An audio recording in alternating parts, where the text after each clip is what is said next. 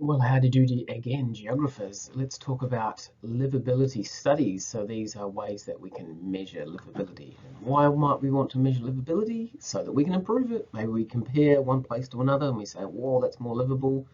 Therefore, how can we make our own place more livable? So your learning goals today. You're going to be able to interpret a map. I'm going to show you a map of Melbourne and you're going to interpret it. You're going to know how we can measure livability, and you're going to know why it's hard to come up with livability improvement strategies. And the simple answer to that is because it's very hard to please everybody all the time. Okay, livability studies. So what influences livability? All these things. Where someone lives, what age they are. So like old people might not need to live near bars or universities. Young people probably do want to live near those things. Economic conditions, like is there a new employer in an area and you can get jobs there? What about environmental conditions? If there's a drought, then maybe it makes a place less livable. And what about government policies? Is there like free public housing in that area that might make it more livable? So all of these things in a livability study need to get measured. Okay, so how do they get measured? Generally, surveys, counting things. Yeah.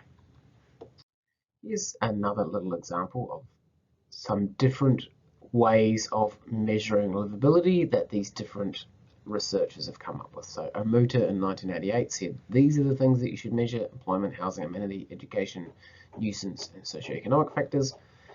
So there's a lot of different ways that you could measure livability, although they do seem to have a few things in common there: physical environment, social environment. Yeah. Here's another way of calculating it, right? So, so this is kind of like, um, you know how there's the Economist magazine has that world's most livable city thing, and Melbourne won it for a few years, but we're not winning it currently. But this is how they work it out, right? So they might pick some categories. So for example, financial, social, vocational, environmental, physical, and then within each category, they assign points. And how well you do on those points, it's all added up to get to a number out of 100. And that's actually how the Economist does it. How this magazine does it, yeah? So you would go, okay, give you a mark out of 5 for how cheap the houses are, give you a mark out of 5 for how cheap the houses are to rent, give you a mark out of 5 for how many people are renting, give you a mark out of 5 for how rich the average household is, right? So higher is better, and so on. And they give a mark out of 5 for all of those things, and then add them up, you get a number out of 100. That's a really intense, detailed livability study. Right, now, I mentioned that I was going to tell you why it's hard to come up with livability improvement strategies for everybody, and we're using the example of transport strategies. So everyone is so different, right? For example, people who live in a community, they're all different ages, they've all got different interests, they all use the land for different things. You might have businesses versus homeowners, whatever. There might be different needs of the people there, and there might be different levels of disability. So coming up with a strategy that works for all of those different types of groups isn't going to be easy. So usually people try to come up with strategies that assist the most number of people. Yep. Improvement strategies can come in two types. There's overarching ones that is true for everybody everywhere. So like all schools must have ramps for people who are in wheelchairs or have mobility issues. But you can also have targeted ones. So improvement strategies that just apply to a certain suburb, whatever. And for example, free bike sharing in the CBD. We used to have that in Melbourne, but we don't at the moment, but it is around in a lot of cities around the world. So just to give you an example, using that same example of transport strategies, look at how many different, within transport strategies, look how many different strategies there are. Right, you've got network development, mobility corridor, public transport, non-motorised, freight, parking, blah, blah, blah, right? So within each strategy, there's even categories of strategies below that. So improving livability can get pretty complicated. Just to give you an example, here are some transport strategies from different parts of Melbourne, and every local council has got their own transport strategy. Yeah, So these are the transport strategies of different suburbs around Melbourne. And because there's different, remember we've got 3 layers of government: local government, state government, and then federal government. The local governments can all make their own transport strategies, but then the state government has their own strategies, and then the federal government. So you've got 3 different levels of strategies at the same time. Makes for a very complicated playing field. Right, here we go. You can just see that map with my head in the corner. This is a map of livability. Yep. And it's a rank. So 1 means most livable, right? They have said that South Yarra is the most livable. Dark green means least livable. They've said that the suburb of Hallam is the least livable. See if you can think which suburb you live in and where it comes on that ranking. But here are the questions. Who might use that map? What might they use that map for? Using geographic language, describe where the most livable part of Melbourne is. So, as you can see from the map, the most livable part of Melbourne is located in the northwest, blah, blah, blah, blah, blah, whatever. Yeah, geographic language means inland, coastal, north, south, east, west, those kinds of words. Remember that this here is the coast. Yeah, that's Port Phillip Bay coast. So if you want to talk about the coast, that's the coast. This is all inland stuff up here. Finally, why do you think that part is the most livable? So we know that the most livable part is South Yarra. Why do you think South Yarra is the most livable? And think back to all of those ways of measuring livability. What do you reckon South Yarra's got that makes it so livable? Finally, if this was a map that you had to make for an assignment, you'd have to do bolts on it. What aspects of bolts are missing in that map? Do that. Right, the videos today, we're going to look at a couple of short ones. The first one's about the most livable cities in the world, and the second one's about the least livable cities in the world. Check them out. These are the 10 most livable cities in the world, according to Monocle.com. Number 10, Stockholm. Top-notch education and welfare, but it needs more integration for immigrants to increase its diversity. Number 9 is Auckland. Hosted the Rugby World Cup, did wonders for it, motivating it to create new entertainment precincts, and public transportation was greatly improved as well.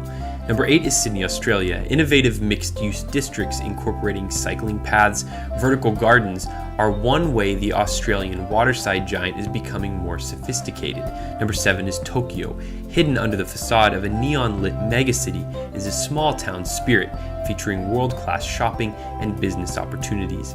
Number 6 is Melbourne. Australia's cultural hub is getting even better with a big push to ease traffic congestion. Number 5 is Munich, where unemployment is low, but failure to act on a few key projects has hurt its standing. Its airport needed a 3rd runway to compete with the other global cities on this list, but didn't get one. Number 4 is Vienna, which continues to evolve from a beautiful relic to a modernized classic. Affordable housing there and an imminent brand new campus for the Vienna University's School for Economics and Business will inject youth into the city. Number 3 is Copenhagen. The Danes are the happiest people on earth because of places like this. With near perfect integration between city life and the outdoors, the city aims to be carbon neutral by 2025. Number 2 is Helsinki, Finland. Crowned World Design Capital in 2012, it is unveiling a new metro line and converting its harbors into attractive residential areas. It's a city where good ideas can quickly come to life. And number 1 is Zurich, with 50 impressive museums, concert halls, and theaters, and a strict corporate culture. This clean, beautiful city is one larger cities should learn from. In the end, the cities that made the cut are not just okay, but places that are benchmarks for urban renaissance and rigorous reinvention in everything from environmental policy to transportation. Notably, no city in the Americas made the top 10, and no city in South America or Africa made the top 25. Take our poll linked below. Which city do you think is the most livable? And help this conversation spread by liking, favoriting, or sharing the video through our social network pages linked below. Pollution, disease, corruption, terrorist attacks, and some of the worst traffic in the world. All of this can be found in Dhaka, the capital city of Bangladesh. The city is marked with high unemployment and inadequate infrastructure and more than 30% of its population is living below the poverty line. It may come as a surprise that even Dhaka doesn't qualify as one of The Economist's 5 least livable cities in 2016.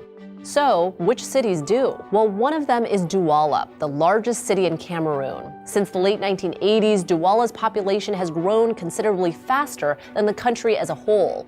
While the city has grown outwards and become more dense, its infrastructure has largely remained the same, resulting in poor access to basic services like healthcare and education.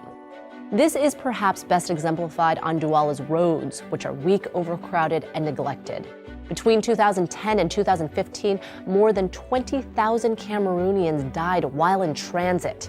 Residents are considerably more likely to perish on roads or trains than they are by the country's ongoing malaria problem or by the West African insurgent group Boko Haram. Although Douala is a port city and the financial center of Cameroon's relatively stable economy, there are few job opportunities for the population. In fact, those living in Cameroonian cities like Douala are roughly twice as likely to be unemployed than those living in rural areas.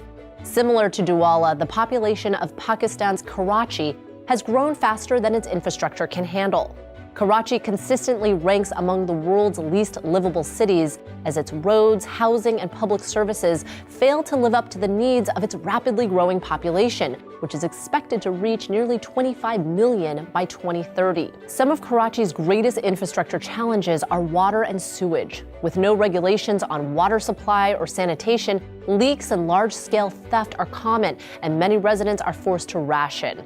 Moreover, the city lacks an adequate sewage system, meaning that only half of all estimated solid waste actually ends up in dump sites. Many residents suffer from diseases linked to tainted water, and lead exposure is rife, leading to disabilities in children. Unregulated industrial output pollutes the air, and natural disasters like floods, earthquakes, cyclones, heat waves, and fires are not uncommon. These issues are particularly consequential for residents of the city's poor makeshift squatting communities called Kashi Abadi. These shanty towns house more than half of Karachi's residents and are reportedly growing more than twice as fast as the city at large. But according to The Economist, the least livable city in the world is Ukraine's capital, Kiev. In 2014, parts of the city were left in shambles after clashes between anti-government demonstrators and riot police. Russian-backed separatists and the Ukrainian government forged a ceasefire in 2015. However, the pact unraveled the following year, resulting in resumed fighting and protests in the Ukrainian capital. Although the violence has largely subsided, many in Kiev are still feeling the revolution's economic toll. In 2014, the World Bank estimated that Ukraine's economy contracted by 8% due in part to Russian import bans. 3 years later, little progress has been made in improving the economy. Although they don't qualify as the least livable, some cities like Damascus, Syria, and Moscow, Russia, are quickly descending the list. Like Kiev, Moscow is suffering from Russia's economic slump, not to mention harsh weather and some of the worst traffic in the world. Damascus is the seat of government in a country plagued by civil war. These and other issues bear a considerable burden on quality of life and are unlikely to dissolve anytime soon. If you're looking to relocate to a new city, Douala, Karachi, or Kiev may not be the best choice. Many other cities have comparably better quality of life. To find out which cities are the most livable, check out this video. Many major cities around the world can actually be victims of their own success. Cities such as New York City or London are world-renowned, but also have higher crime rates, overpopulation leading to infrastructure failure, and often much higher costs of living. Thanks for watching Seeker Daily. Please don't forget to like and subscribe for new videos every day.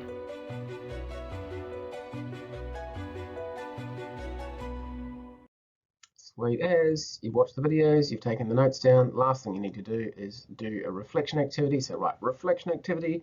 I want you to pretend that you're a headline writer for a newspaper. What would your headline be to summarize this lesson? Just a nice short phrase there. Rad. Thank you so much for taking part in today's lesson. Keep it real.